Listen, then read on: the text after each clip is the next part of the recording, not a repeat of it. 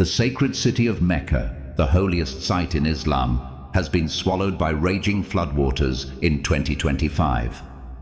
The Grand Mosque, home to the Kaaba, the black cubic structure that over 1.8 billion Muslims face 5 times daily in prayer, now sits in the middle of a massive lake. Videos show pilgrims wading through waist-deep water, the marble courtyards transformed into rivers, and the iconic structure reflecting in waters that shouldn't be there. For centuries, believers have spoken of signs that would herald the end of days, and many are now asking, is this one of them? What caused this catastrophic flooding? What does it mean for one of the world's most significant religious sites? And why are some interpreting this as a prophetic warning? Mecca, located in the western region of Saudi Arabia, known as the Hijaz, sits in a valley surrounded by mountains and hills. The city's geography has always presented unique challenges, particularly during the rainy season when water from the surrounding highlands rushes down into the valley with tremendous force. But what happened in 2025 wasn't just another seasonal flood. It was something far more severe. The deluge began after unprecedented rainfall that lasted for days, overwhelming the city's drainage systems and flood prevention infrastructure, despite billions of dollars invested in modernization projects over the past decades. The Grand Mosque, which has undergone massive expansions to accommodate the millions of pilgrims who visit annually, found itself at the center of a natural disaster that authorities struggled to control. The footage that emerged from Mecca was both stunning and terrifying. Videos shared across social media platforms showed the normally pristine white and beige marble floors of the Grand Mosque covered in rushing brown water. Pilgrims, many of whom had traveled thousands of miles for the journey of a lifetime, found themselves navigating floods instead of performing their rituals in peace. The Kaaba itself, draped in its black cloth known as the kiswa, embroidered with gold Quranic verses, stood resilient but surrounded, an island in a sea of floodwater that shouldn't exist in this sacred space. The mataf, the circular area immediately surrounding the Kaaba, where pilgrims perform tawaf by walking counterclockwise 7 times, was completely submerged in some areas. Emergency services scrambled to evacuate vulnerable individuals, particularly the elderly and children, while many pilgrims insisted on staying close to the holy site despite the danger. To understand the full impact of this event, we need to grasp just how significant Mecca is to the Islamic faith.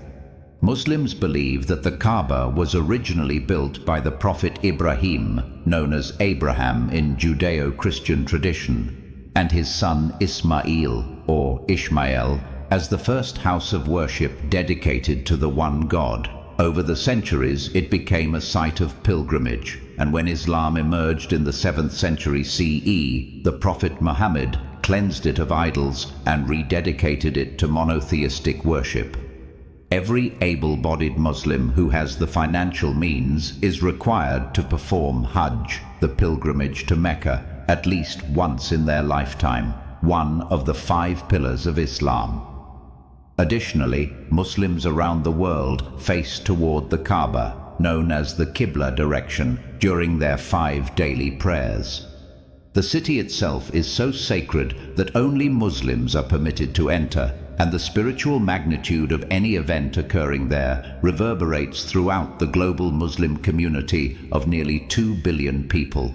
When disasters strike religious sites, believers often search for meaning beyond the physical explanations.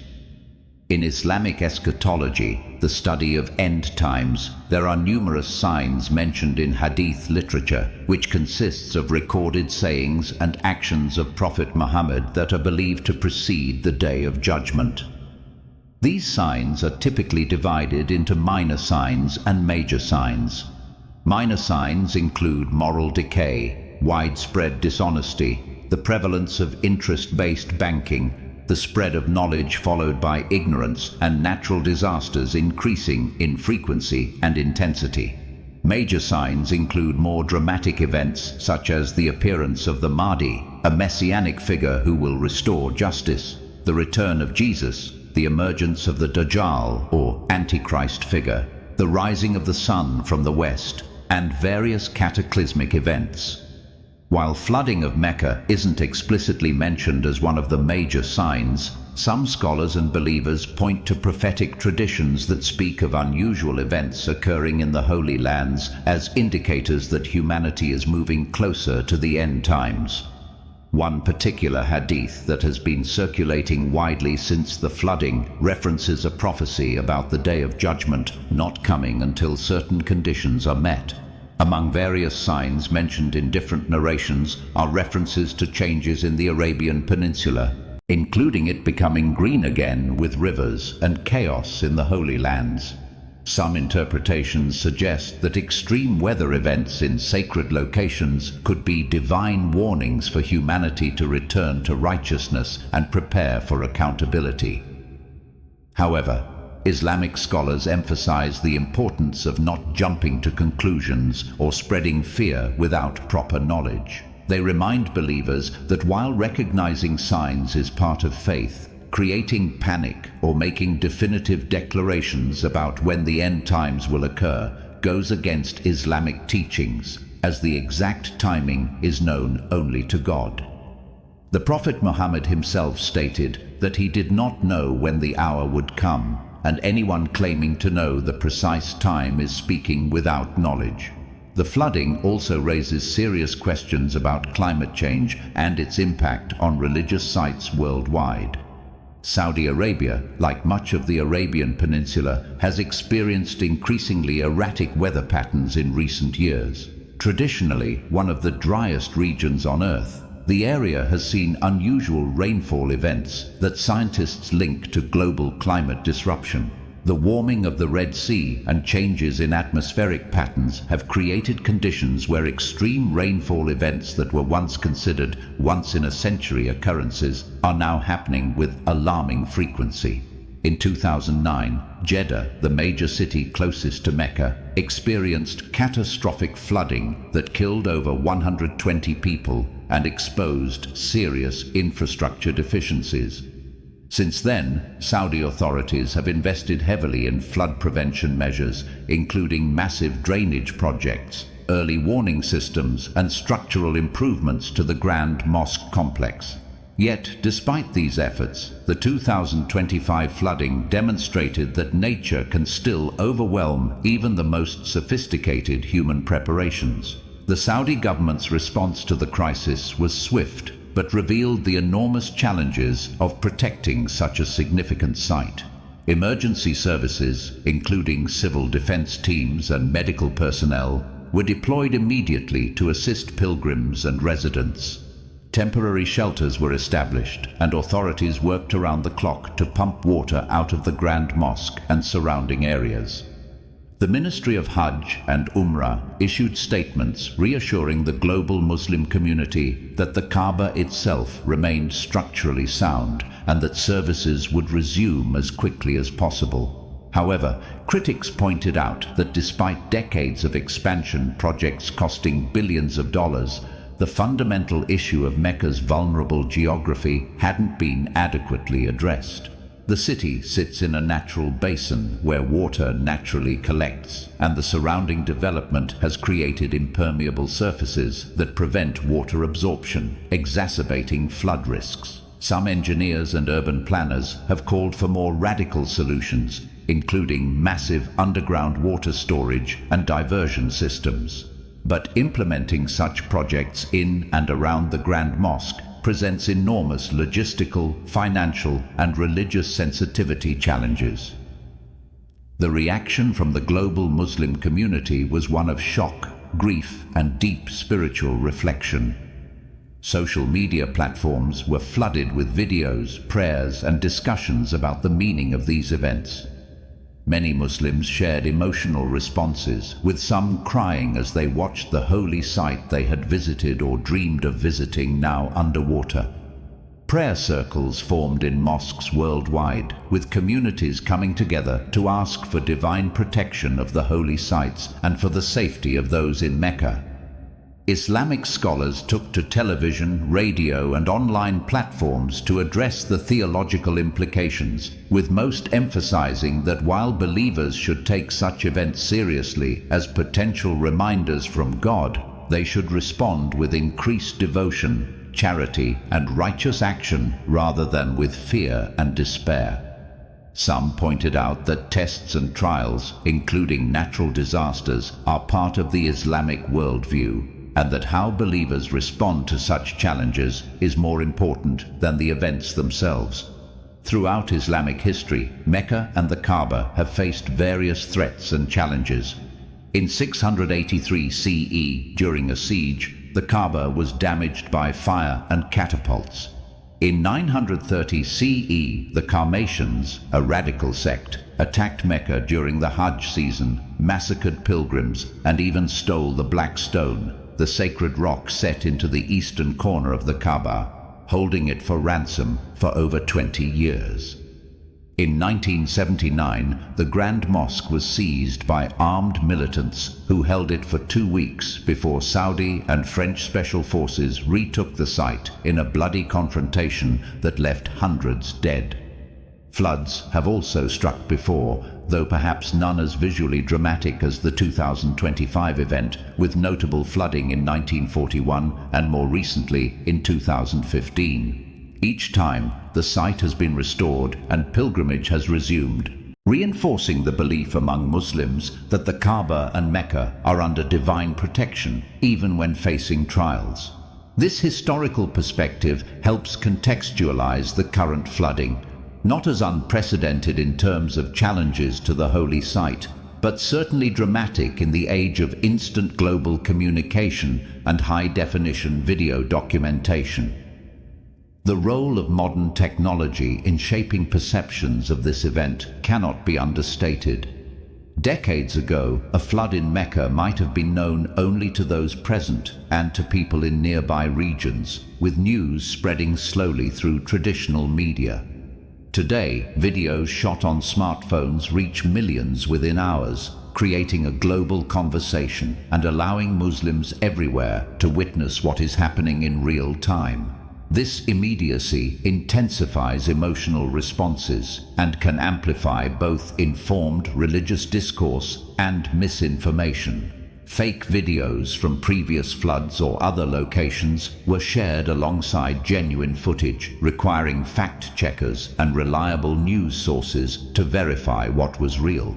Conspiracy theories also emerged, with some claiming the flooding was artificially created or that it was being covered up by authorities, claims that responsible media and religious leaders worked to debunk.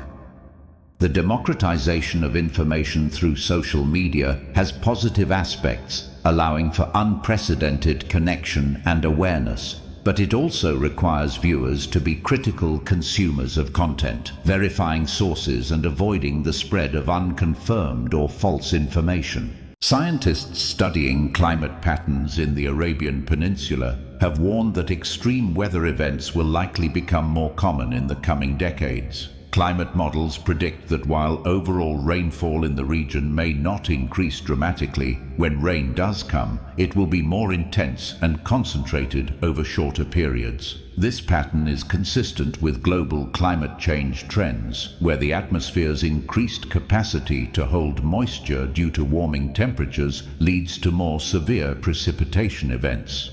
For Mecca, which already struggles with flash flood risks due to its topography, this presents an existential challenge for city planners and religious authorities. The city's population has grown enormously, from around 200,000 in the 1950s to well over 2 million today, not counting the millions of pilgrims who visit annually during Hajj and Umrah. This growth has led to massive urban development, often on hillsides and in areas that naturally funnel water toward the valley floor, where the Grand Mosque sits. Balancing development with flood mitigation, preserving the sanctity of the site, and accommodating growing numbers of pilgrims creates a complex challenge with no easy solutions. From an engineering perspective, protecting Mecca from future floods requires comprehensive planning that addresses the entire watershed, not just the immediate area around the Grand Mosque. Proposals have included constructing large detention basins in the mountains surrounding the city to capture and slowly release floodwater, expanding and modernizing the drainage tunnel system beneath the city, creating permeable surfaces to allow water infiltration, and even considering controlled flooding of less critical areas to protect the most sacred spaces. The Grand Mosque itself has some flood defenses, including raised platforms in certain areas and drainage systems, but the 2025 event exceeded the capacity of these measures. Engineers also note that any solution must account for the fact that millions of pilgrims add enormous complexity. Evacuating the Grand Mosque during a sudden flood with tens of thousands of people present poses life-threatening challenges that require careful emergency planning and clear communication systems. Some experts have suggested that long-term Saudi Arabia may need to consider seasonal restrictions or capacity limits during high-risk weather periods, though such measures would be controversial and difficult to implement given the religious obligation many Muslims feel to perform pilgrimage. The economic impact of the flooding extends beyond the immediate cleanup costs. Mecca's economy is overwhelmingly dependent on religious tourism, with the Hajj and Umrah industries generating billions of dollars annually and providing employment for a significant portion of the city's population. Hotels, transportation services, food vendors, souvenir shops, and countless other businesses rely on the steady flow of pilgrims. When access to the Grand Mosque is disrupted, even temporarily, the economic ripple effects are substantial. The 2025 flooding forced temporary closures and evacuations, cancelled or postponed plans for thousands of pilgrims, and created uncertainty about future visits during rainy seasons. For Saudi Arabia, which is working to diversify its economy beyond oil through its Vision 2030 initiative, maintaining the safety and accessibility of its holy sites is both a religious duty and an economic necessity. The kingdom has invested heavily in expanding capacity and improving infrastructure precisely to attract more pilgrims year-round, making flood mitigation not just a public safety issue, but a strategic economic priority. Religious scholars have used the flooding as an opportunity to discuss broader themes of environmental stewardship in Islam.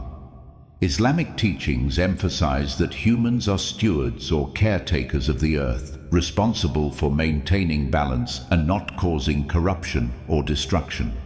The Quran contains numerous verses about the natural world, the balance in creation, and the consequences of human actions that disrupt that balance.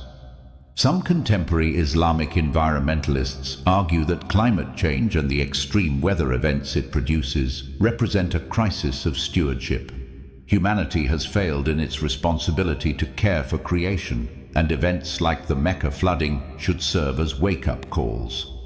They point out that addressing climate change is not just an environmental or political issue, but a religious and moral imperative for Muslims and all people of faith. This perspective encourages believers to see the connection between their daily choices, energy consumption, waste production, support for sustainable practices, and the health of sacred sites and the planet as a whole. It reframes environmental action as a form of worship and obedience to divine commandments about stewardship and justice. The psychological and spiritual impact on individual Muslims worldwide should not be underestimated. For many believers, the Kaaba represents the center of their spiritual universe, the direction they face in prayer, the destination of lifelong dreams and savings, and a symbol of unity that connects nearly 2 billion people across every continent, culture, and language. Seeing it surrounded by floodwater triggered deep emotional responses: fear for its safety, sadness at the disruption of worship, anxiety about what it might mean, and for some, a crisis of faith or meaning. Religious counselors and community leaders reported fielding questions from confused and distressed believers trying to understand why God would allow his house to be flooded. Traditional Islamic answers to such questions emphasize that God tests those he loves, that trials purify faith, that events in this world are temporary while the eternal reward is permanent, and that human understanding is limited compared to divine wisdom. Many scholars encouraged viewing the flooding not as punishment, but as a reminder, a call to examine one's own life, increase worship, help those affected, and trust in God's plan, even when events seem troubling or incomprehensible. Comparisons were inevitably drawn to other religious sites facing environmental challenges. Venice, with its iconic St. Mark's Basilica, has struggled with rising water levels for decades, leading to the construction of the Mosque flood barrier system to protect the city. The Western Wall in Jerusalem has faced concerns about structural integrity due to water seepage and nearby construction. Hindu temples along the Ganges River in India regularly face flooding, and sacred sites in Buddhist regions of Southeast Asia have been threatened by rising sea levels and extreme weather. These parallels illustrate that climate change and extreme weather pose threats to cultural and religious heritage globally, not just in one region or for one faith community. They also demonstrate that protecting such sites requires sustained investment, international cooperation in some cases, and recognition that preserving religious heritage is part of preserving human civilization's shared legacy.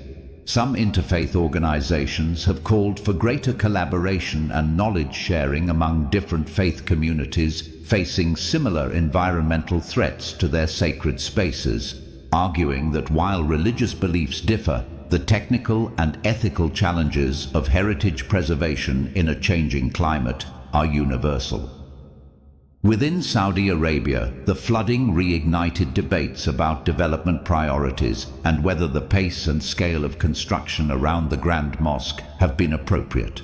The kingdom has demolished numerous historic buildings and structures around the mosque to make way for hotels, shopping centers, and modern facilities to accommodate more pilgrims. Critics, including some Islamic heritage preservation groups, have argued that this development has not only erased important historical sites, but has also contributed to environmental problems by creating impermeable surfaces and disrupting natural drainage patterns. They contend that a more cautious, heritage-conscious approach to development might have left the city better prepared to handle extreme weather. Saudi authorities counter that the expansions are necessary to serve the growing Muslim population and that modern amenities improve the pilgrimage experience and safety. They point to significant investments in infrastructure, including the expansion of the Grand Mosque itself to accommodate 2.5 million worshippers simultaneously, as evidence of their commitment to serving pilgrims. This tension between preservation and progress, between maintaining historical character and providing modern capacity, is not unique to Mecca, but is particularly acute given the site's unparalleled religious significance. The flooding also highlighted issues of inequality and access. Wealthy pilgrims staying in luxury hotels with views of the Grand Mosque could observe the flooding from safety and comfort, while poorer pilgrims camping in more vulnerable areas or staying in budget accommodations faced greater risks.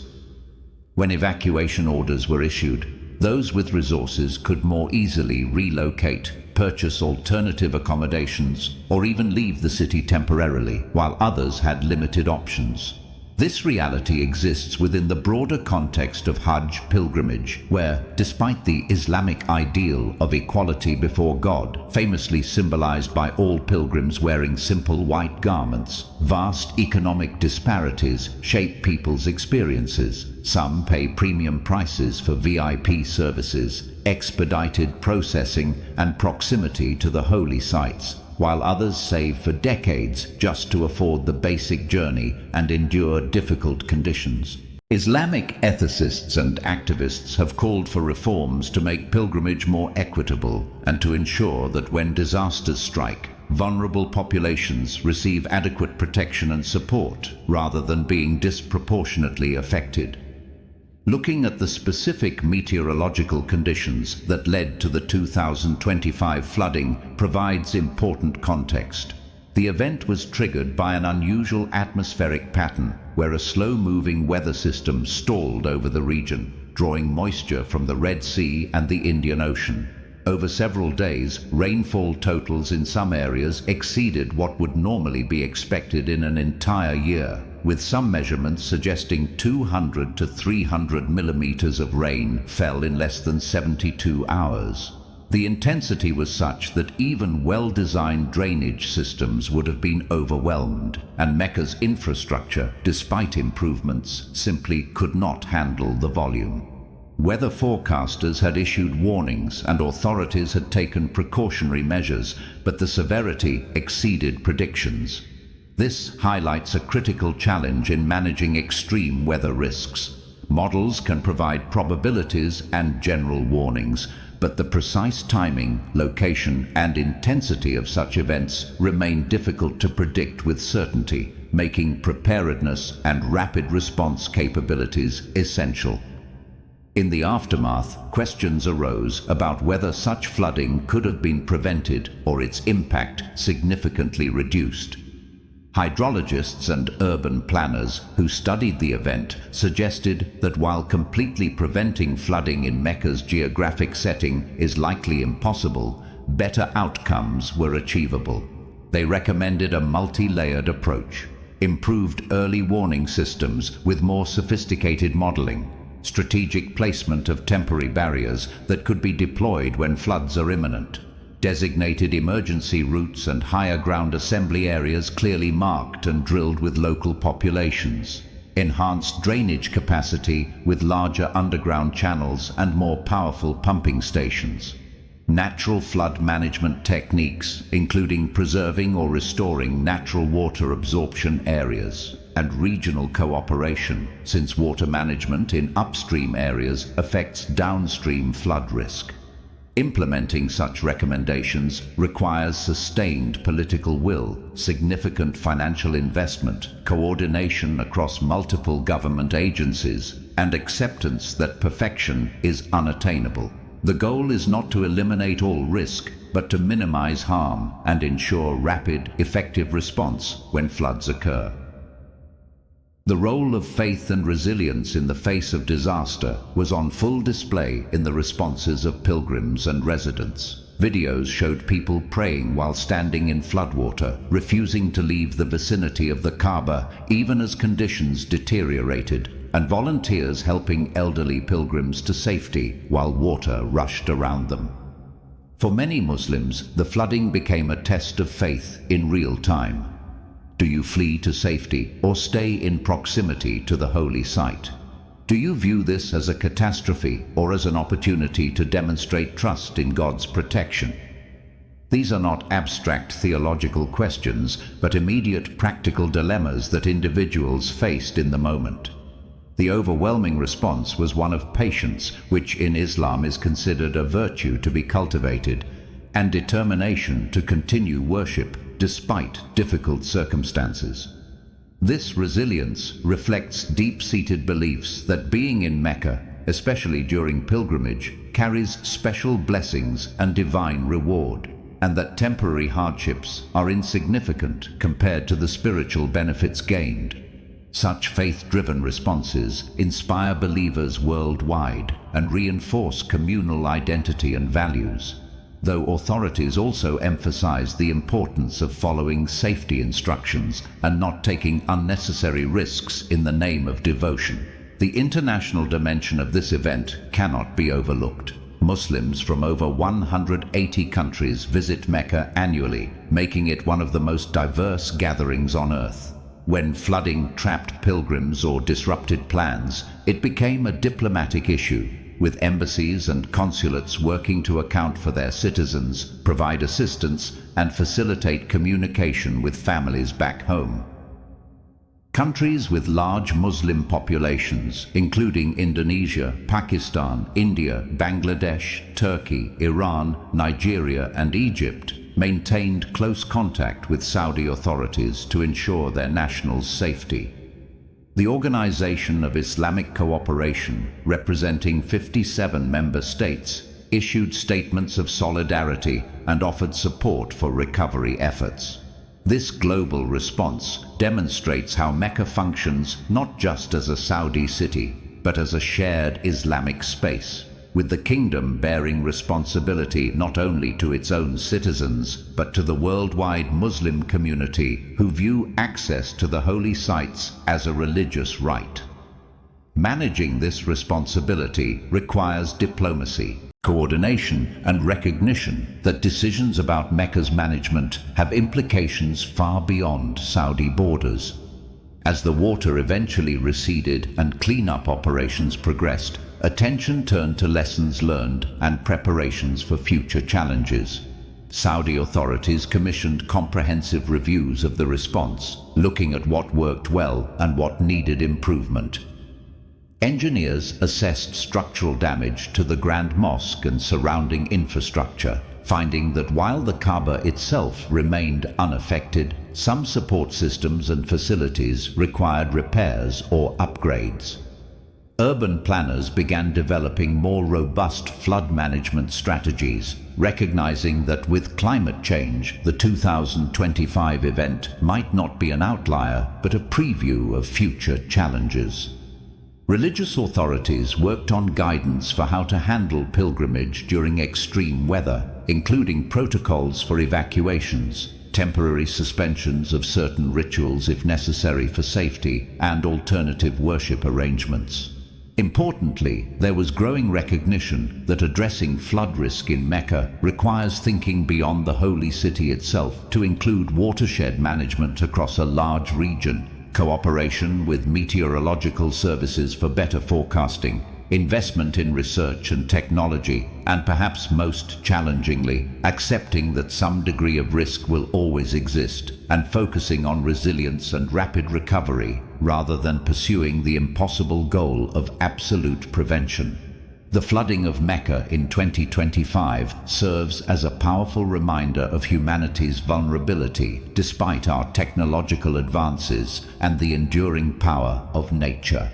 For religious believers, it raises profound questions about divine will, human responsibility, signs of the times, and appropriate responses to seeming calamity.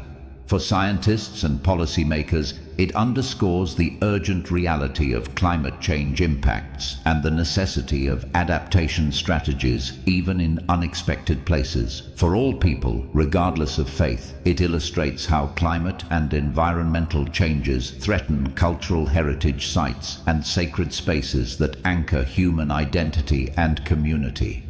The Kaaba has stood for centuries through wars, political upheavals, and natural challenges, and it remains standing now, a symbol of permanence in an impermanent world. Whether the flooding represents a warning, a test, a natural consequence of changing climate patterns, or all of these simultaneously depends on one's perspective. But what seems clear is that protecting Mecca and other treasured sites will require wisdom, investment, cooperation, and humility about human limitations. As we reflect on these events, we're reminded that sacred spaces exist in physical locations subject to the same natural forces as any other place on Earth. The spiritual significance of Mecca does not grant it immunity from floods, earthquakes, or other disasters, though believers trust in divine protection operating through means that may not always be immediately apparent or comprehensible. The challenge ahead involves balancing reverence and practicality, faith and engineering, tradition and innovation. It requires acknowledging hard truths about environmental change while maintaining hope and determination to preserve what matters most. For Muslims worldwide, the flooding was a moment of collective concern and prayer, but also of renewed commitment to the faith and solidarity with those affected. For the broader world, It's another data point in the accumulating evidence that climate change will touch every corner of Earth, respecting neither borders nor the sanctity of human-designated special places. How we respond, with denial or action, division or cooperation, despair or determined hope, will shape not only the future of specific sites like Mecca, but the legacy we leave for generations to come.